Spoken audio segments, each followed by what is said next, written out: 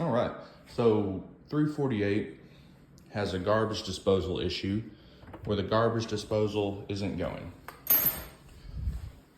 With the power on, let's say we walk in right from the beginning and we assess the situation. I'm gonna go to the garbage disposal. It's going, means it's in some kind of bind. If it goes silent with the breaker still on and the breaker's good, that means that the breaker inside the garbage disposal has tripped. But that's not the case with this one. We still have power. If the internal breaker's tripped, usually you can press that little red button right there. So usually I would take this and crank it, but it's still got something in it. And with this particular garbage disposal, usually you can take your hand underneath it with the breaker off and take out whatever's in there, whatever could be garmented up. Usually this crank will crank it. If it's food particles, this will crank it open and it'll be ready to go. But that's not the case with this one. So I'm gonna take it apart and see what's going on with it. All right, so I got the garbage disposal removed, got the breaker tripped off, this unplugged, got the dishwasher drain hose unplugged. Usually comes with a clip that's kind of tricky to get off, but with some elbow grease, should be able to come off fairly easy. Took it off the drain line as well. And you got 4 screws right here. 1, 2, 3, 4. And with those, I got my drill with a small, pretty small little bit. I'm gonna take them, just unlatch them. Shouldn't take much to take them out. There's only a little bit of thread on these.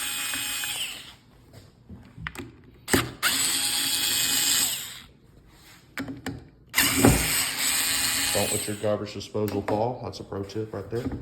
And now what I'm gonna do is I'm gonna take my disposal, I'm gonna flip it to the side, being mindful that no water spills out of it.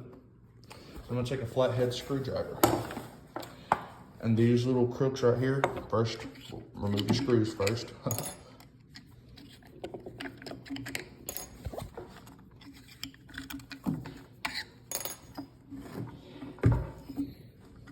So undo the screws, remove the screws, flip the disposal over, and you're gonna have these little notches right here on all 4 screws. I'm gonna take my flathead and I'm gonna just sit there and pry it for a second. Pry it and twist it gently, not to mess up the plastic.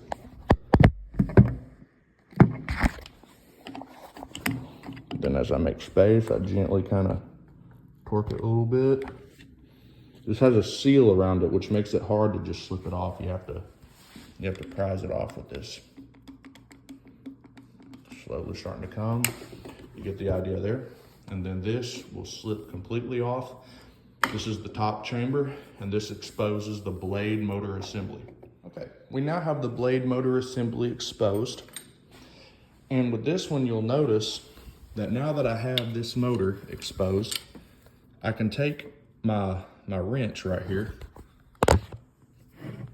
put it in my thing, and you'll notice that it actuates perfectly.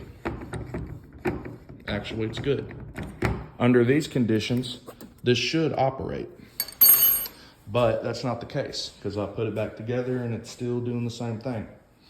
Well, if you look at the upper chamber, you'll notice that there is a set of teeth like a saw.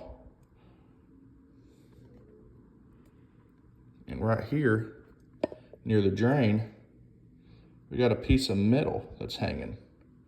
And I bet you what's happening is it's catching on that piece of metal right there, and it's causing it to go in a bind. So I'm gonna inspect all this and get all these clips and stuff and metal pieces out of here, and we're gonna see what we can do with it. And now, just so I don't go through the trouble of putting it all back together and putting it back in the sink for it to not work properly, what I'm gonna do now is I'm going to align it back.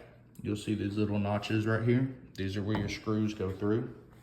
I'm gonna line up my screws with my thingamajig right here.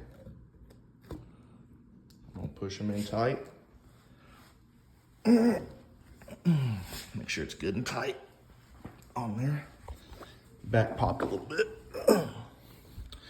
Now with that put together, I'm gonna see if it actuates.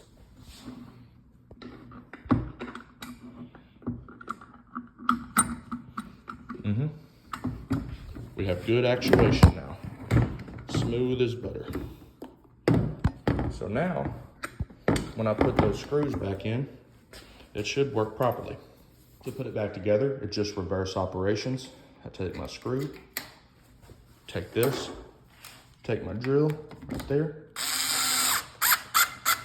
Make sure she's decently tight. This is a little drill right here, but it gives enough torque to get the torque pretty much to spec. Remember, it is plastic that well, it's a metal plate at the bottom right here you're drilling into, so you don't have to worry about marring any plastic. But don't like super duper tighten it up, because you don't want to crack this. Which I doubt, because like you just have so much thread on these screws. The rest is just smooth.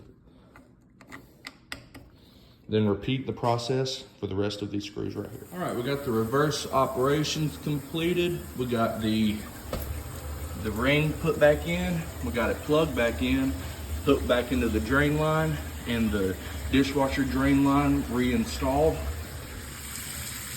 I'm gonna let this fill up so that it fills the garbage disposal up with pressure to check to make sure that there are no leaks in the system. Now that I got a good amount of water put in there, I'm gonna take it, open it up, check for any leaks going on here. Nope, bone dry, should be good to go. Now I'm gonna turn on the breaker again.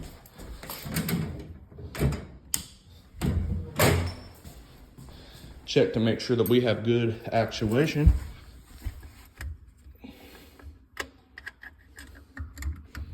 Yep, smooth as butter. And turn it back on. I ain't gonna lie, that motor sounds rough. Sounds a little rough. It kind of petered off there, but the system might not last for much longer, but it's kicking right now. There we go. Oh, little leak there. No? Alrighty, it's good to go. 348 work order is complete.